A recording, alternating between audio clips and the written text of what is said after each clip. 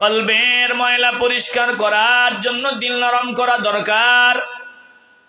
আল্লাহ নবী বলেন, ইন্নাল মুমিনা ইযা আযনাবা কানাত নুকতাতুন সাওদাউ ফি কলবি। যখন কোন মুমিন বান্দা গুনাহের কাজ করে, গুনাহ করতে দেরি হয়, তার কলবের ভিতরে গুনাহের দাগ পড়ে যেতে দেরি হয় না। ফাইন তাবা ওয়াস্তাগফারা সুকিলা কলবু, যদি তওবা করিয়া লয়, বলে দাগটা পরিষ্কার হয়ে যায়।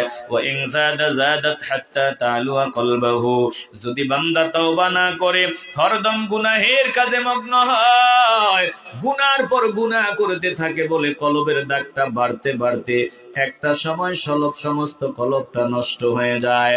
বলে নষ্ট যখন হয়, বান্দা হাদিসের বাণী শুনলে বান্দার মেজাজ গরম হয়, কোরআনের আয়াত শুনলে বান্দার মেজাজ গরম হয়, বলে টুপিওয়ালা দেখলে বান্দার মেজাজ গরম হয়।